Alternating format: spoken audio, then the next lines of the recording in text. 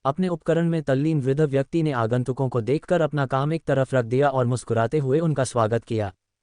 आधे घंटे से ज्यादा देर तक बातचीत करने के बाद बेली फैंग फूमो को अकादमी से बाहर खींचकर पास के विंड कैरेक्टर टॉवर और वान देनफेंग के छोटे से लकड़ी के केबिन में ले गए, जहां उन्होंने सादा खाना खाया, चाय का आनंद लिया और तब तक हंसते रहे जब तक शाम का आसमान सूर्यास्त की चमक से भर नहीं गया। उसके बाद ही समूह ने अलविदा कहा और वहां से चला गया। वान देनफेंग दरवाजे पर झुककर आकाश में सूर्यास्त देख रहा था, उसके विचार बिखरे हुए थे। मध्य शरद ऋतु महोत्सव तक केवल 5 दिन शेष थे। वह अभी भी यूवेन के बड़े की सही स्थिति नहीं जानता था, उम्मीद कर रहा था कि पारिवारिक भोज बिना किसी व्यवधान के सुचारू रूप से चलेगा। फ्री वेब नॉवल पर अपडेट के लिए बने रहें। वान देनफेंग की भौहें थोड़ी सिकुड़ गईं। बचपन से सुनी कहानियों के अनुसार किन शाही परिवार का कोई भी सदस्य सरल नहीं था, इसलिए यद्यपि उसने तार्किक रूप से स्वयं को आश्वस्त कर लिया था, फिर भी उसका हृदय सावधानी से भरा हुआ था। राजपरिवार और कुलीन वर्ग, संतरा अपने मुंह तक उठाते हुए। युवक का चेहरा थोड़ा कठोर हो गया, उसकी चिंताएं तुरंत एक प्रबल भावना से अभिभूत हो गईं। उफ, कितना खट्टा। पुनश्च पहला अपडेट। फूफेन काउंटी शहर के दक्षिण में घर। एक शांत शांति छाई हुई थी। डिंग सोन सामने वाले कमरे में ध्यानमग्न मुद्रा में बैठा था। उसका युद्ध तलवार म्यान में नहीं था, घुटनों पर रखा था, जबकि वह महिला मास्टर हाउस में आराम कर रही थी। उसकी आंखें आधी बंद थीं, उसकी नाक पर पसीने की बूंदें थीं, जाहिर था कि वह चैन से नहीं सो रही थी। किसी भावना से प्रेरित होकर अतीत की यादें धीरे धीरे स्पष्ट होने लगीं और उसी क्षण फिर से उभर आईं। वहां आग की लपटें थीं, तलवारें थीं, हत्या करने का तीव्र इरादा था। जलती हुई मशालों के नीचे राजसी महल के द्वार भयंकर और डरावने चेहरों के साथ प्रकाशित हो रहे थे। उनके काले ब्लेड एक ठंडी शांत चमक और हत्या की एक अचूक आभा उत्सर्जित कर रहे थे, जो लोंशी बहादुर पर चमक रहे थे, जो अपने सिर को पीछे झुकाए हुए, अपने शरीर को उग्र गड़गड़ाहट में लपेटे हुए पी रहा था। इससे उसके बगल में खड़ा उसका साफ चेहरा भी चमक उठा। न तो आधिकारिक पोशाक में, न ही कवच में। चारों ओर से घिरे होने के बावजूद वह एक साधारण नीले कन्फ्यूशियस वस्त्र में बने रहे, जो स्पष्ट दिखाई दे रहा था, ब्लेड के बीच भी परिष्कृत लालित्य की छवि। ये वह आदमी था जिसे वह मास्टर कहती थी, वह आदमी जिसे वह शिक्षक कहती थी। ये वह बड़ा लड़का था जो अजीब तरह से लड़खड़ाता था और उसे खुश करने के लिए अपने शरीर से मिठाइयाँ निकालता था। लेकिन अब वह ड्रैगन वध करने वाला खंजर थामे जुवानवु पहरेदारों को एक तरफ धकेलते हुए तेजी से आगे बढ़ रहा था। उसके पीछे चीखें गूंज रही थीं, उसे रुकने के लिए कह रही थीं। उसके अपने पिता, जो उस समय युवराज थे, ने गुस्से से उसे घूरा और ठंडे अंदाज में आदेश दिया, तुम्हारी हिम्मत है राजा की हत्या करने की, क्या हिम्मत नहीं है? 17 साल के लड़के को जरा भी डर नहीं लगा।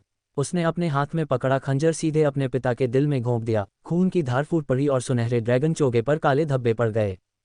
वह वहीं खड़ी थी और देख रही थी कि कैसे मूलतः कोमल आंखों में परिवर्तन आ गया।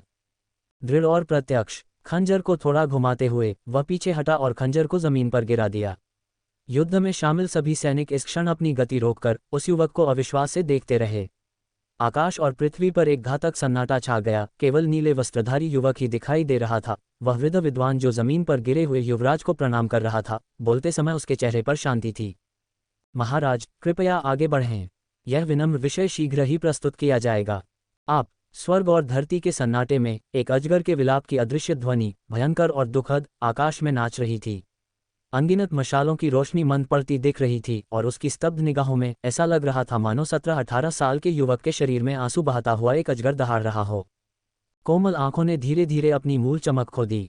उसकी कनपटियां धीरे धीरे बूढ़ी होती गईं, मानो वह क्षण भर में ही किसी नाजुक, मरणासन अवस्था में पहुंच गया हो। लेकिन उसकी रीढ़ सीधी रही, उसका चेहरा अभी भी शांत था। वह घूम गया और अपने हाथों को उसके दूसरे चाचा की ओर झुकाकर प्रणाम किया। यह विनम्र व्यक्ति अपनी सजा स्वीकार करता है। आह! लीवानशुन एक बार फिर उस बुरे सपने से जाग उठी, उसकी आंखों में दहशत भर गई। वह झटके से उठ बैठी, उसकी सांसें तेज चल रही थीं। जब उसकी नज़र ठेठ फूफेंग शैली की सजावट पर पड़ी तो उसे होश आया और उसे एहसास हुआ कि अब वह स्वर्ग की राजधानी में नहीं थी, न ही वह 1 दर्जन साल पहले वाले शाही महल में थी। उसकी आंखों के सामने कोई गड़गड़ाहट नहीं थी, न ही उसके चेहरे पर साफ सुथरा, शांत भाव था और न ही उसकी भौहों और आंखों में तलवार जैसी तीक्ष्णता थी। उस दृश्य को याद करते हुए, रात की ठंडक के बावजूद उसके कपड़े भीग गए थे, उसका दिल जोरों से धड़क रहा था और नींद पूरी तरह से गायब हो गई थी। वह महिला बिस्तर पर बैठी, अपने मन को संभाला, फिर नीचे उतरी। चांदनी रंग का रेशमी अधोवस्त्र पहने, उसके काले बाल पीछे की ओर बिखरे हुए थे। उसके चेहरे का आधा हिस्सा देखने पर ऐसा लगता था जैसे फिरोजी फूल की परी हो, दूसरा आधा हिस्सा, जो आकार में कोमल था, एक हल्के रंग के सुनहरे छटे हुए मुखौटे से ढका हुआ था, जिससे उसकी पुतलियां काली नहीं बल्कि उत्तम जैद के रंग की दिखाई दे रही थीं। महिला मेज के पास बैठी अपने लिए चाय बना रही थी। इस घटना के लगभग 2 दशक बाद भी हर आधी रात का सपना दिल की धड़कन तेज करने वाला अनियंत्रित भय लेकर आता था। कौन सोच सकता था कि युवराज, जो लगातार लोकप्रिय होता जा रहा था और अगले वर्ष सिंहासन पर बैठने वाला था, कि दिन दहाड़े चंद्र महोत्सव के बाद शाही महल में पारिवारिक भोज से पहले हत्या कर दी जाएगी। उस दिन से स्थिति नाटकीय रूप से बदल गई। अंततः ये सब एक कमजोर विद्वान के कारण हुआ। महिला ने चाय के कप को अपने हाथों में ले लिया, ठंड हड्डियों तक पहुंच गई और वह अनियंत्रित रूप से फूफेंग लिपियों के संरक्षक को याद करने लगी, जिसका उल्लेख ह्यूवेन किंगजू ने किया था। नीले वस्त्र पहने हुए उसके चेहरे के नैन नक्श पूरी तरह से सुंदर तो नहीं थे, लेकिन वे बहुत साफ सुथरे थे। सबसे महत्वपूर्ण बात यह थी कि उसका उपनाम वांग था और वह इनफैन के बारे में सोचता था। क्या वह तुम्हारा बेटा है, मास्टर वांग? उसके दांत उसके होंठों पर गड़ गए, जिससे थोड़ा सा ताज़ा खून उसके चेहरे पर बहने लगा। एक चौंकाने वाला दृश्य। Dot dot dot dot dot dot dot dot dot स्वर्ग राजधानी शहर इंपीरियल पैलेस के अंदर शाही अध्ययन कक्ष में महानकिन साम्राज्य के सम्राट अभी भी स्मारकों का अवलोकन कर रहे थे। हाल ही में मध्य शरद उत्सव बीतने के साथ लोगों के साथ जश्न मनाने के अलावा शाही परिवार को चंद्र पूजा के भव्य समारोह की भी तैयारी करनी थी और काम में कोई कमी नहीं थी। सौभाग्य से उनका जन्म वास्तव में सैन्य जीवन में हुआ था और 13 वर्ष की आयु में ही वे प्रशिक्षण के लिए सेना में भर्ती हो गए थे। उन्होंने शत्रु राष्ट्रों के गढ़ों पर भी आक्रमण किया था और युद्ध में शत्रु सेनापतियों को परास्त किया था। उनकी भागीदारी ने महानकिन की वर्तमान स्थिरता में योगदान दिया था और यद्यपि सिंहासनारूढ़ होने के बाद उनके युद्ध कौशल की कुछ हद तक उपेक्षा की गई थी, फिर भी वे एक दृढ़ चतुर्थ श्रेणी के युद्ध कलाकार बने रहे। वह अभी भी सहन कर सकता था। कुछ और प्रार्थनाओं का निपटारा करने के बाद वह खोजी, जिसने लंबे समय तक उसकी सेवा की थी, उसके लिए जिनसेंग सूप का एक कटोरा लाया। अब युवा न रहे उस खोजे ने खाली कटोरा ले लिया और सम्राट के चेहरे पर थकान का भाव देखकर उसे धीरे से सांत्वना दी। महाराज, बहुत देर हो गई है, आज जल्दी आराम क्यों नहीं कर लेते? सम्राट ने अपने कठोर अंगों को फैलाया और उत्तर दिया। कोई ज़रूरत नहीं है, आप वापस ले सकते हैं। नपुंसक ने अवज्ञा करने का साहस नहीं किया, धीमी आवाज में स्वीकृति दी, अपने हाथ नीचे कर लिए और चुपचाप शाही अध्ययन कक्ष से बाहर चला गया। कुछ ही पल बाद अध्ययन कक्ष में वह अकेला रह गया। उस आदमी ने खिड़की की तरफ देखा, आसमान में चमकता चांद देखा, बादलों को इकट्ठा होते और बिखरते देखा। उसके चेहरे पर थोड़ी सी उदासी थी जब उसने कहा, यह मध्य शरद ऋतु है। वह एक क्षण के लिए चुप हो गया, फिर आह भरकर बोला, अगर पुराने दिन होते तो फुर्सत के कुछ पल चुराना संभव होता, लेकिन अब मैं ऐसा नहीं कर सकता, ऐसा नहीं कर सकता। आखिरकार मैंने वादे किए हैं। अपना सिर हिलाते हुए उसने अपने हृदय में छिपी हुई अधीरता को सहन किया और अपना ध्यान घिसे पिटे वाक्यांशों से भरी उन याचिकाओं की ओर लगाया। 17 साल पहले, उद्धरण चिन्ह डॉट डॉट डॉट मैं जा रहा हूँ। वह, जो उस समय पहले से ही युवराज पद पर नियुक्त था, अपने अच्छे दोस्त की ओर देख रहा था, जिसने युवराज की हत्या की थी और उसे चाकू मारा था। दुनिया के ड्रैगन क्यू ने उसे उल्टा झटका दिया था। उसके पास कोई साधना नहीं थी, उसकी जीवनरेखा हवा में मोमबत्ती की तरह टिमटिमा रही थी और जल्द ही उसकी जान जाने वाली थी। वह चुप हो गया, फिर बोला, यहीं रुको, मैं तुम्हारे लिए सबसे अच्छा डॉक्टर ढूंढूंगा। सफ़ेद बालों वाला युवक हंसा और पीछे मुड़कर उसे तिरस्कार भरी नज़रों से देखते हुए बोला, उस आदमी की मदद करना जिसने तुम्हारे भाई को मार डाला। तुम, और ध्यान से सोचो, तुम अपने भाइयों से कहीं बेहतर हो। महानकिन अभी स्थिर नहीं है और तिब्बत और ज़ियोनगानु के संबंध में अभी आज्ञाकारी भूमिका निभाओ। जब लड़ाई की बात आए तो जोरदार प्रहार करो। अस्थायी अपमान कुछ भी नहीं है। दुनिया के लोग और भविष्य के इतिहासकार केवल इसका परिणाम देखेंगे। आवाज शांत हो गई। नीले वस्त्र पहने कन्फ्यूशियस विद्वान ने उसकी ओर देखा, एक सांस छोड़ी और धीरे से कहा, आज के बाद तुम्हें और मुझे एक दूसरे को फिर कभी देखने की ज़रूरत नहीं होगी। मैं जीवन भर किताबों में दिए गए सिद्धांतों के प्रति समर्पित रहा हूं और अभी तक दुनिया की महान सुंदरता की सराहना नहीं कर पाया हूं। अब जबकि मैं मरने वाला हूं, क्या मुझे कम से कम इस नश्वर संसार के कुछ दृश्यों का दर्शन नहीं करना चाहिए? कहीं ऐसा न हो कि मुझे दुख हो। आवाज़ थोड़ी रुकी, फिर उसने अपना सिर हिलाया और आह भरते हुए कहा, हालांकि मुझे हमेशा लगता है कि अगर मैं 80 साल तक जीवित भी रहा तो जब मैं मरने वाला होऊंगा तब भी मुझे कुछ बातों का पछतावा होगा, जैसे मार्शल आर्ट का अभ्यास न करना या उस लड़की से अपनी भावनाओं को व्यक्त न करना जिसे मैं प्यार करता हूं। लेकिन इतने पछतावे के बाद भी इसका क्या फ़ायदा? आखिरकार उस समय मैंने सोच समझकर ही अपने फैसले लिए थे। मुझे अपने जीवन पर पछतावा तो हो सकता है, लेकिन मुझे ज़रा भी पछतावा नहीं होगा। अगर मुझे ये सब दोबारा करना पड़े तो शायद मैं वही फैसले लूँगा। मुझे आशा है कि आप भी ऐसा कर सकेंगे। उस समय युवराज को समझ नहीं आया कि इन शब्दों का क्या जवाब दे, उन्हें बस इतना याद था कि वे काफ़ी देर तक बातें करते रहे। जब विद्वान जाने वाले थे तो उन्होंने उनसे कहा, तुम्हें मुझे विदा करने की कोई ज़रूरत नहीं है, बस उन 3 चीज़ों को मत भूलना जो मैंने तुम्हें करने को कहा था। उद्धरण चिन्ह डॉट डॉट डॉट 3 फीट नीचे पीले झरनों में मैं आपके उत्तर की प्रतीक्षा कर रहा हूँ। उसने हाथ हिलाया और मुड़कर चला गया, पीछे मुड़कर नहीं देखा। युवराज ने उसे रोकने के लिए हाथ बढ़ाया, लेकिन वह बोल नहीं सका। वह केवल उस आकृति को दूर जाते हुए देख पाया। नीले रंग के आदमी के सफ़ेद बालों को धुंधला होते हुए देखा। लोनशी नायक को एक बार फिर उस पर ठंडी निगाहों से घूरते हुए देखा। विद्वान का कॉलर पकड़ लिया, उसके संघर्षों के प्रति उदासीन रहा और उसे घोड़े पर फेंक दिया, फिर चला गया। वह उसका पीछा करना चाहता था, लेकिन ड्रैगन रोप के भारी वजन ने उसके शरीर को जकड़ लिया, जिससे वह हिल नहीं सका, तथा उसे शाही महल में खड़े होकर अपने मित्र को जाते हुए देखने वाले युवराज के समान गरिमा बनाए रखने के लिए बाध्य होना पड़ा। उस समय उन्हें एक गहरी दूरी का एहसास हुआ। सम्राट, जिसका चेहरा विचलित था, होश में आया, अपने सामने रखी याचिकाओं को देखा और 17 साल पहले की घटनाएं उसकी आंखों के सामने घूम गईं। वह मन ही मन धीरे से हंसा। हे, 3 बातें। ये सुनिश्चित करना कि लोगों के पास खाने के लिए पर्याप्त भोजन, पहनने के लिए उचित कपड़े और रहने के लिए अच्छी जगह हो। वान दिनफेंग, आपकी महत्वाकांक्षाएं हमेशा महान थीं और इन्हें 3 चीज़ों के रूप में गिना जाता है। बिल्कुल आपकी दुनिया की नंबर 1 स्वादिष्ट डिश की तरह। मैं सचमुच तुम्हारी बकवास में फंस गया। PS, दूसरा अपडेट। खैर, वान दिनफेंग के पिता के लिए एक छोटी सी कहानी की शुरुआत। 8वें महीने के 15वें दिन, जब चंद्रमा पूर्ण होता था, चंद्रमा के लिए एक शाही अनुष्ठान होता था। सुनहरे फीनिक्स ने शीतलता प्रदान की, ज़ैडोस ने शीतलता को जन्म दिया, ओस्मांथस की सुगंध फैली, तथा चांदी के टोड का प्रकाश भरपूर था।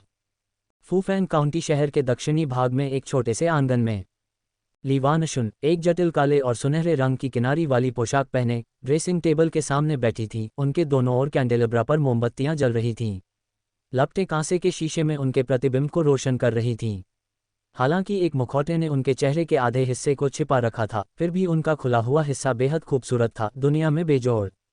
महान किन की राजकुमारी वेनशी। 17 वर्ष की आयु में दैवीय प्रभाव और दिव्य कृपा के कारण, उनके महान और सुरुचिपूर्ण आचरण और सुंदर रूप के कारण उसके चेहरे पर थोड़ी सी घबराहट थी। उसकी उंगलियां कनपटियों के काले बालों से होते हुए उसके होठों तक पहुंच रही थीं, हल्के ठंडे पेंडेंट को छू रही थीं, और उसका शरीर थोड़ा हिल रहा था। उसके शानदार कपड़ों पर सुनहरे फीनिक्स नाच रहे थे, उनके रंग असाधारण रूप से आकर्षक और सुंदर थे। 17 साल पहले उसके पिता की मृत्यु के बाद से ऐसी पोशाकें दुर्लभ हो गई थीं। उसके मन में अपने पिता की आवाज़ और मुस्कान घूम रही थी। ड्रैगन की पोशाक पहने, आम लोगों की नज़र में अप्रत्याशित और राजसी, जीवन मरण की शक्ति रखने वाले युवराज अपने बच्चों के सामने दुनिया के सबसे अच्छे पिता थे। सबसे अच्छे से अच्छा। वह उसके बाल बनाता और जोर से हंसता। मेरी पत्नी, कौन तुम्हारे समान निष्पक्ष और शालीन है? जब तुम विवाह करोगी तो मैं इस असीम संसार को, 10,000 मील लंबी नदियों और पहाड़ों को, तुम्हें धधकते चपरासी की तरह विदा कर दूंगी। धन और वैभव में अद्वितीय, विरासत में निरंतर, प्राचीन काल से अब तक केवल तुम ही बाहर जाओगी। महिला की आंखें चौंधिया गई थीं और उसके बगल में पीले वस्त्र पहने प्रसन्न आकृति धीरे धीरे पानी पर लहरों की तरह लुप्त हो गई। इस प्रकार उस क्षण की गर्माहट और भी ठंडी हो गई। वह चुप हो गई, फिर धीरे से अपना दाहिना हाथ ड्रेसिंग टेबल पर रखा और उस पर रखे खंजर को छू लिया। हथेली जितनी लंबाई, सुनहरे पीले रंग की, मूठ के चारों ओर एक ड्रैगन का सिर और ब्लेड को निगलते हुए नुकीले दांत। उसने ठंडे खंजर को अपनी हथेली में उल्टा पकड़ा हुआ था। तलवार बनाने की कला की तकनीक उसके हाथ के घुमावों के बिल्कुल अनुरूप थी। बिना किसी प्रयास के, खंजर पहले ही अंतरिक्ष को चीरता हुआ ठंडी रोशनी की एक लकीर पीछे छोड़ गया था। गति से पहले कोई निशान नहीं था और बाद में कानों में हवा की कोई आवाज़ भी नहीं। साफ था कि उसने बेहद परिष्कृत हथियारी मार्शल आर्ट का इस्तेमाल किया था।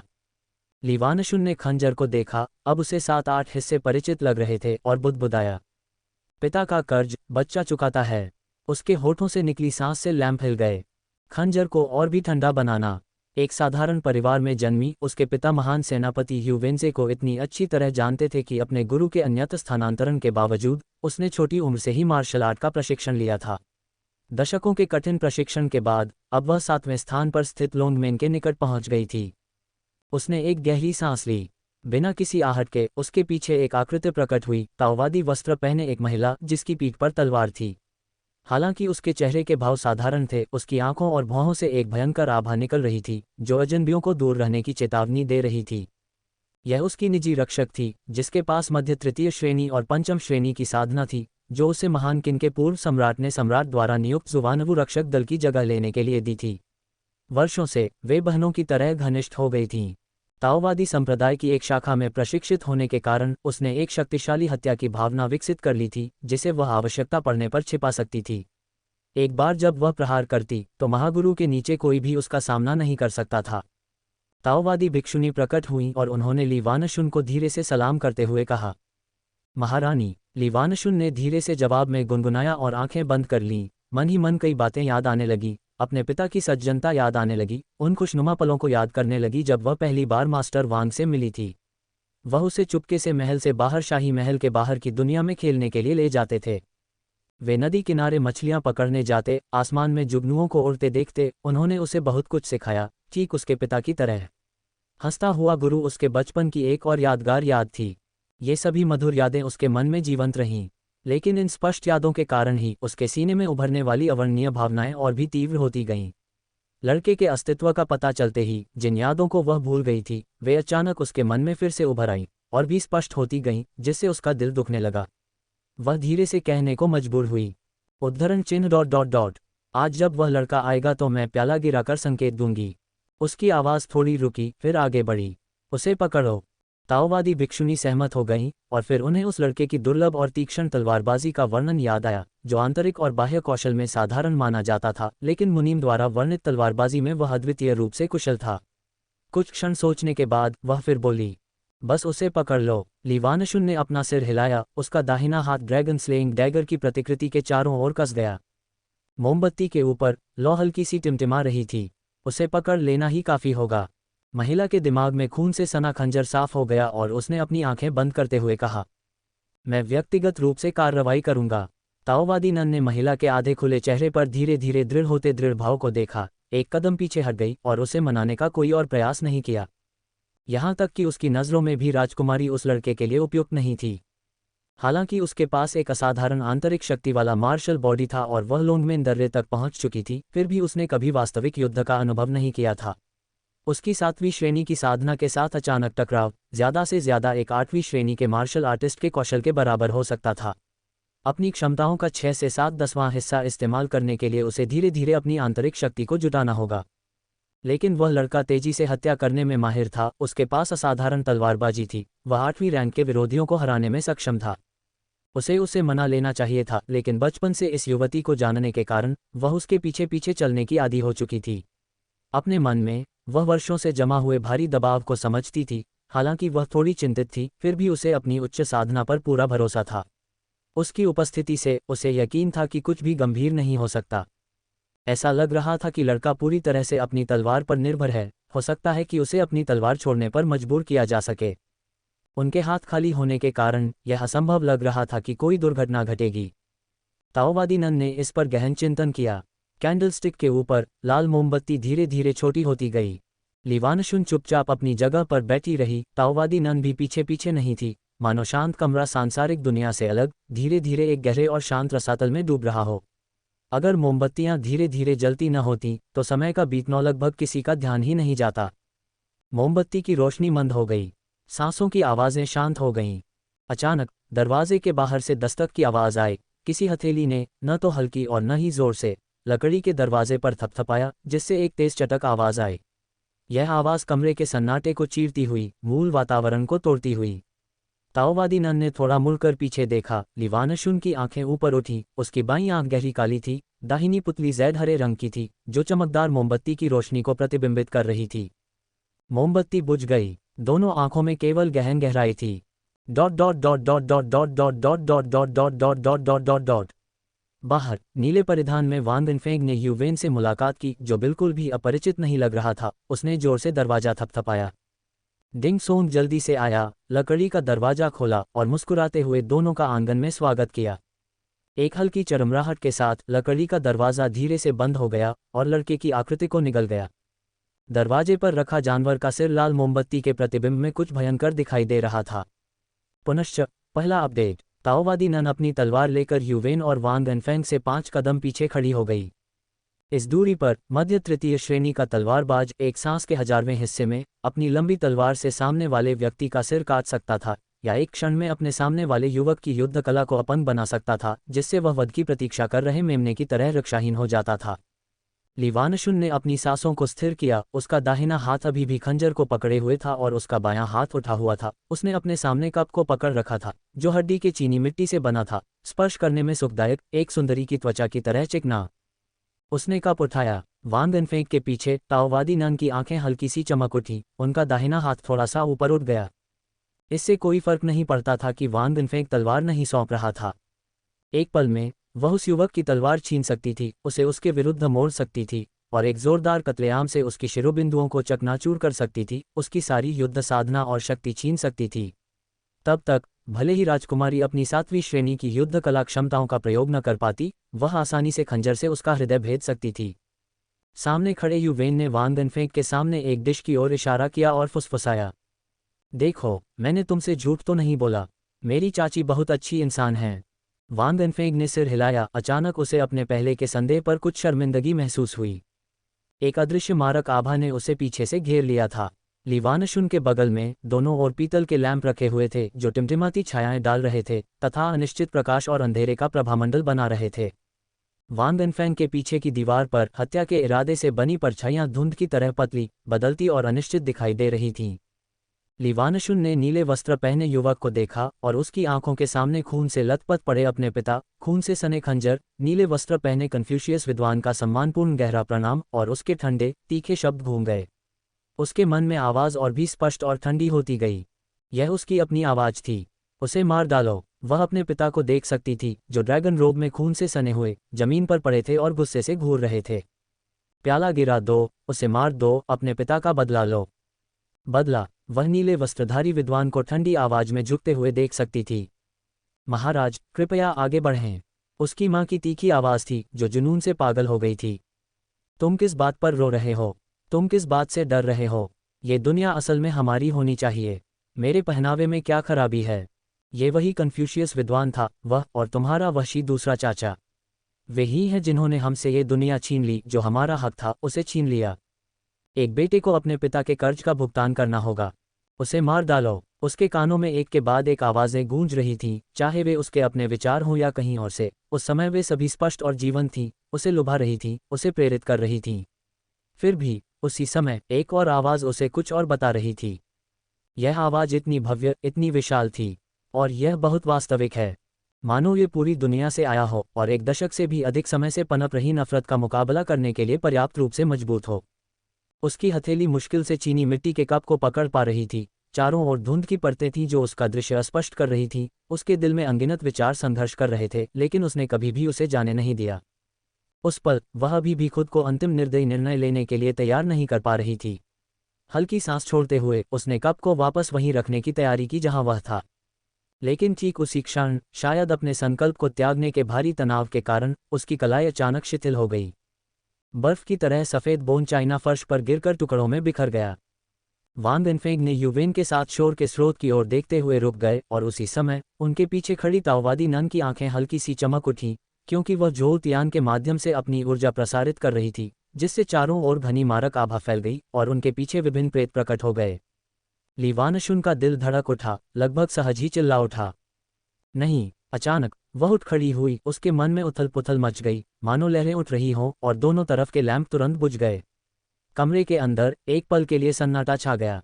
ली वानशुन को लगा जैसे वह किसी बंधन से आज़ाद हो गई हो। उसका दिल तेजी से धड़क रहा था और सांसें तेज हो रही थीं, लेकिन उसे नहीं पता था कि उस समय स्थिति क्या थी। ध्यान से सुनते हुए उसने मेज से तरल पदार्थ के बहने और गिरने की आवाज़ सुनी। उसका चेहरा थोड़ा पीला पड़ गया। तभी उसे फर्नीचर के टकराने की आवाज़ सुनाई दी, मानो कोई धीरे धीरे चलता हुआ गोल मेज के पास से होता हुआ खिड़की की तरफ बढ़ रहा हो। न जाने क्यों, जैसे ही उसने उस तरफ देखा, उसकी सांसें धीमी हो गईं। कब्जों की चरमराहट के साथ चांदनी की चमकीली रोशनी अंदर आ रही थी, जो अंधेरे को रोशन कर रही थी। मेज पर एक चीनी मिट्टी का प्याला टूटा पड़ा था। खिड़की के उस पार गहरे अंधेरे में वह चमकते तारों से भरा आकाश देख सकती थी। पूर्णिमा का चांद ऊंचा लटक रहा था, अनंत प्रकाश बिखेर रहा था। नीली शर्ट पहने युवक खिड़की के सामने खड़ा होकर पीछे मुड़कर देखने लगा। महाराज, क्या आप डर गए थे? Dot dot dot dot dot dot dot dot dot dot dot dot. Li Wanshun ने अंततः कोई कदम नहीं उठाया। छोटे लड़के और लड़की को विदा करने के बाद उसने डिंग सोंग से उन्हें उनके घर वापस पहुंचाने को कहा। दाहिने हाथ में लालटेन लिए वह आंगन में अकेली खड़ी थी। नन उस महिला के पीछे खड़ी हो गई और धीरे से पूछा, तुमने हमला क्यों नहीं किया? लंबे समय से ली वानशुन का अनुसरण करते हुए वह जानती थी कि घृणा वास्तविक थी। ली वानशुन ने दूर की ओर देखा। जैसे ही उसने अपना सिर उठाया, पूर्णिमा को, आकाश में फैले तारों को देखा। उसकी घृणा का विरोध करने वाली विशाल आवाज उसके दिमाग में फिर से गूंज उठी और उसके पिछले प्रश्नों को वापस ले आए। दादाजी ने राजगद्दी मेरे दूसरे चाचा को क्यों दी, किसी अन्य चाचा को क्यों नहीं? महान किन के लोग रीति रिवाजों को महत्व देते थे और कन्फ्यूशियस के गुरु शिष्टाचार को। दूसरे चाचा का राज्याभिषेक असामान्य था, तो फिर अब वह महान किन को ऊपर से नीचे तक एकजुट कैसे कर पाते हैं, जहां हर कोई उनके आदेशों का पालन करता है? उसके पास कोई जवाब नहीं था, बोलते समय केवल थकान का भाव था। वानर, मुझे इस मध्य शरद ऋतु के चांद का आनंद लेने ले चलो। नन थोड़ा चौंकी, पर सहमति में हल्के से सिर हिलाया और ली वानशुन की कमर पकड़ ली। उसकी मारक आभा एक परछाई में बदल गई, फिर एक कदम के साथ वे आकाश में उड़ गए। पल भर में पेड़, घर, राहगीर और नीचे की रोशनियां धीरे धीरे छोटी होती गईं, लेकिन ये छोटी छोटी चीजें मिलकर एक ऐसी भव्यता का निर्माण कर रही थी जिसका वर्णन शब्दों में नहीं किया जा सकता। ऐसा था महान किन, राजसी महान किन। उस जमाने में महान किन उतना शक्तिशाली नहीं था जितना अब है। अगर इसे उसके अपने पिता को सौंप दिया जाता तो क्या वह सचमुच ऐसा कर पाता? युद्ध अभी थमा नहीं था और अंदर बाहर दोनों जगह मुश्किलें थीं। क्या वह पिता, जो अपनी बेटी को हजारों मील दूर भारी दहेज के साथ विदा करना चाहता था, सचमुच महान किन को विदेशी कबीलों को खदेड़ने में मदद कर सकता था? क्या उस समय उसके पिता ने दूसरे चाचा और तीसरे चाचा के साथ कुछ किया था? ली वानशुन अधिक थक गई, फिर भी उसके दिल में एक आत्मा मजाक वाला विचार उठा। अगर आज भी युद्ध चल रहे होते, अगर उन विदेशी कबीलों का पूरी तरह से दमन न किया गया होता, तो युद्ध में हताहतों की संख्या सिर्फ एक घराने से कहीं ज्यादा होती। एक शांत परिवार में जन्मी, जहां सड़क पर खोई हुई चीजें नहीं उठाई जाती, दूर दराज के घरों में भी ढेरों चीजें होती हैं। ऐसे समृद्ध युग में अगर एक मौत उसकी इच्छा पूरी कर सके तो क्या ये सही है या गलत? और अगर एक मौत लोगों की पीड़ा को नजरअंदाज करके उसकी इच्छा पूरी कर सकती है, तो उसे कौन रोक सकता है? नीचे फूफेंग के स्वर्ण युग को देखते हुए ली वानशुन ने धीरे से कहा, कुलीन युवक, धनी परिवार, सभी ऊंची मीनारों पर चढ़ जाते, बालकनियों से बाहर निकलकर चांद का आनंद लेते, तारों और लकड़ी के वाद्यों की ध्वनि का आनंद लेते, शराब डालते और ऊंची आवाज में गाते, शाम के उत्सव का आनंद लेते। जिनके घर साधारण हैं, वे भी अपनी छोटी बालकनी में निकलेंगे, पारिवारिक दावतों का आयोजन करेंगे, अपने बच्चों के साथ इकट्ठा होकर अच्छे मौसम का जश्न मनाएंगे। यहाँ तक कि साधारण गलियों से आने वाले लोग जो बाजार से शराब खरीद रहे हैं, इस रात को बर्बाद नहीं करना चाहते। आज रात सड़क पर दुकानदार भोर तक लगे रहेंगे, मौज मस्ती करने वाले लोग चांद का आनंद लेंगे, बुजुर्ग बाजार में होंगे और आग कभी नहीं रुकेगी। वानर, क्या तुम मुझसे पूछ रहे हो कि मैंने तुम्हें हमला क्यों नहीं करने दिया? नन ने भ्रमित होकर बगल की ओर देखा और अपने बगल की आंखों को देखा, जिनमें दुनिया प्रतिबिंबित हो रही थी। ली वानशुन के सजे धजे वस्त्र हल्के से फड़फड़ा रहे थे, मानो कोई सुनहरा फीनिक्स अपने पंख फैलाए हो। लालटेन थामे उसने इस महान युग में महान किन के पहाड़ों और नदियों को देखा और कहा, क्योंकि मैं केवल एक पिता की बेटी नहीं हूं, मैं भी महान किन की राजकुमारी हूं। नन कुछ देर के लिए अचंभित हुई, फिर उसे समझ आ गया। ली वानशुन की ओर उसकी निगाहों में दया की झलक दिखाई दी। उसने खुद अपने गुरु को उस साल युवराज के बारे में बोलते सुना था, जो महत्वाकांक्षी और अत्याचारी था, जिसमें शासक बनने के गुण नहीं थे, फिर भी वह सम्राट का कृपापात्र था। उस समय ऐसे राज्य थे जो महान किन से मुकाबला कर सकते थे। अगर वह युवराज आज शासन कर रहा होता तो महान किन इतना शक्तिशाली नहीं हो सकता था। अतीत की उस घटना ने कुछ लोगों की मृत्यु के साथ विश्व के लिए एक बुद्धिमान शासक को जन्म दिया तथा महान शांति के युग का सूत्रपात किया। उनमें व्यक्तिगत द्वेष था, फिर भी राष्ट्र के प्रति उनकी कृतज्ञता ऋणी थी। अपने बल पर विश्व का भाग्य बदलना, यह एक राजनेता की अद्वितीय देशभक्ति है। ऐसे देशभक्त के बेटे को व्यक्तिगत प्रतिशोध के लिए मारना, ऐसा कार्य, क्योंकि वह महान किन की राजकुमारी है, वह नहीं कर सकती। ली वानशुन ने नीचे की रोशनी को देखते हुए धीरे से बुदबुदाया, मैं भी अपने जीवनकाल में लोगों को शांति से रहते हुए देखना चाहता हूँ, एक ऐसी दुनिया जहाँ कोई आपदा न हो। मध्य शरद ऋतु महोत्सव की पूर्णिमा का दिन उल्लासपूर्ण वातावरण में समाप्त हुआ। बाजार बंद हो गए और पर्यटक अपने अपने घरों को लौट गए। शराब के साथ अच्छे दृश्य सबसे अधिक नशीले होते हैं। हृदय की अधिकांश परेशानियां कुछ समय के लिए दूर हो गईं, तथा प्रसिद्धि और धन के लिए संघर्ष मन से इस क्षण समाप्त हो गए। हालांकि मानवता विविध है और हर कोई इस समय भी आराम नहीं कर सकता। पेंग जिंगबो, जो केवल 17 वर्ष का था, ने पिछली रात थोड़ी शराब पी थी, लेकिन वर्षों की आदत के कारण वह अभी भी सामान्य समय पर जाग जाता था, बिस्तर पर लेटा रहता था और छत को घूरता रहता था। उसका दिमाग खाली था, जब तक कि एक पल बाद वह उठने के लिए पलटा, धोया और थोड़े ठंडे पानी की मदद से अपने दिल की नींद को दूर किया। उसने मेज से बचा हुआ आधा मूनकेक उठाया, उसे ठंडी चाय के साथ निगल लिया और चुपचाप घर से निकल गया। इस समय सड़कें नहा धोकर अपना काम करने में व्यस्त थीं। मध्य शरद ऋतु उत्सव बीत चुका था और सुबह काफी ठंडी थी, इसलिए उसने अनजाने में ही अपना हाथ उठाकर अपनी कॉलर कस ली और जल्दी जल्दी आगे बढ़ गया। वह नॉर्थ मार्शल सिटी में एक मोहरे की दुकान में काम करता था। उनके पेशे में साल भर कोई छुट्टी नहीं होती थी। दुकानदारों की जुबान पर अक्सर एक कहावत होती थी कि आज आराम करने का मतलब है किसी अनमोल खजाने की खबर से चूक जाना, इसलिए वे आराम करने से मना कर देते थे। उसे वास्तव में इसकी परवाह नहीं थी, लेकिन दुकानदार तो आखिरकार दुकानदार ही था। अपने हृदय में असंख्य अनिच्छाओं के बावजूद उन चमकीले गोल तांबे के सिक्कों की खातिर उसे कड़कड़ाती ठंड में अपने बिस्तर की गर्माहट को छोड़ना पड़ा, कई बार कोसना और नाराजगी जताना पड़ा, अंततः जीवन की बुनियादी आवश्यकताओं से पराजित होना पड़ा। बहुत ठंड है, पेंग जिंगबो ने अपने कपड़े कसते हुए 2 बार बुदबुदाया। उसका मन भटक रहा था। शायद अब मोटे कपड़े पहनने का समय आ गया है। उन्होंने साल शुरू होने से पहले ही एक सूट बना लिया था और वह अभी भी 70% नया था। कपड़ा फाड़ने की कोई जरूरत नहीं थी। अच्छे कपड़े की कीमत में अभी एक तांबे के सिक्के की वृद्धि हुई थी। मुनाफाखोर, उसके मन में विचार कौंध रहे थे। वह पहले ही गली की ओर मुड़ चुका था। मुख्य सड़क पहले की संकरी गलियों की तुलना में अधिक चौड़ी थी, जिससे विरल पैदल यात्री और भी अधिक वीरान लग रहे थे, तथा उसका दृश्य लगभग पूरी तरह से अबाधित था। अपनी दृष्टि रेखा में उसने 30 वर्ष की आयु के एक लंबे आदमी को देखा, जो ढीले काले कपड़े पहने हुए था तथा गंभीर और स्थिर आचरण वाला था। अनजाने में ही उसके चेहरे पर थोड़ी सी स्तब्धता छा गई। उसने इस आदमी को पहचान लिया। यह कोई और नहीं बल्कि दुकानदार का नियमित ग्राहक और पिछले वर्ष से उत्तरी मार्शल स्टेट सिटी का एक प्रमुख व्यक्ति, विशालकाय पेंग गिरोह का नेता लॉर्ड गोंगसन था। पेंग शिंगबो ने इस स्वामी को दुकानदार के साथ हंसी मजाक करते देखा था, लेकिन अधिकतर उसने सड़कों पर विशालकाय पेंग गैंग की वर्दी पहने मार्शल कलाकारों को चलते देखा था। उनका भव्य रूप उसे ईर्ष्या से भर देता था। वह अक्सर सोचता था कि यदि वह कभी इस महत्वपूर्ण व्यक्ति से मिले तो उसका व्यवहार कैसा होगा। लेकिन अब जब उसने वास्तव में गिरोह के नेता को देखा तो उसने महसूस किया कि उसका शरीर एक लकड़ी के पुतले की तरह अकड़ गया है, प्रतिक्रियाहीन, सक्रिय रूप से उसके पास जाने में असमर्थ, न तो दासतापूर्ण और न ही दबंग, उत्कृष्टता दिखा रहा है और इस तरह अनुग्रह और महत्वपूर्ण जिम्मेदारियां प्राप्त कर रहा है जैसा कि उसने कभी कल्पना की थी। इस उलझन में मास्टर गोंगसुन ने पहले ही मोहरे की दुकान का दरवाजा खोल दिया था और अंदर कदम रख दिया था। फिर भी वह बोलने में असमर्थ था। वह इस दुर्लभ अवसर को भुनाने में असफल रहा। होश में आने पर उसे बस मन ही मन पछतावा हो रहा था। काश काश, उसके मन में विचार राक्षसों की तरह बिखरे हुए थे, सोच रहे थे कि बाद में उसे खुद को कैसे पेश करना चाहिए। जब वह वास्तविकता में लौटा तो उसने धीरे से एक गाली बुदबुदाई और जल्दी से गिरवी की दुकान की ओर दौड़ा, इस उम्मीद में कि आज देर न हो जाए और वे चंद तांबे के सिक्के बर्बाद न हों। उसके विचार एक पल में ही तितर बितर हो गए। जब तक वह अंदर पहुंचा, भगवान गोंगसन दुकानदार के साथ बातें और हंसी मजाक कर रहे थे।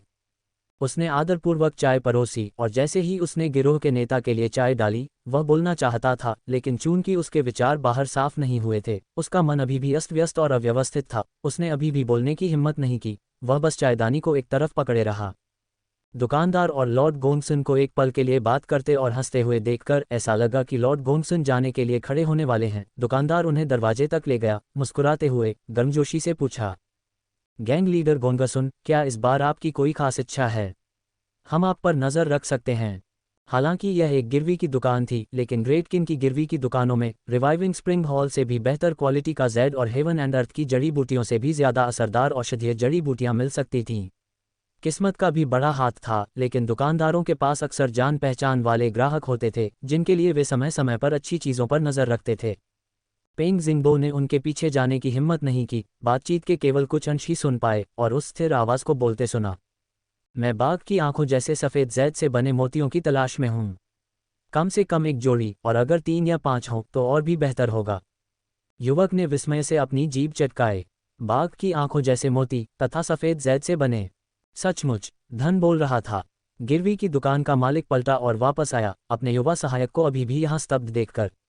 उसका चेहरा, जो पहले ग्राहकों के सामने सौम्य था, अचानक पतझड़ की हवा से भी ज्यादा ठंडा हो गया। उसने हाथ उठाया और सहायक के सिर पर तमाचा मारा और भौहें चढ़ाकर डांटते हुए बोला, तुम यहाँ क्यों घूम रहे हो?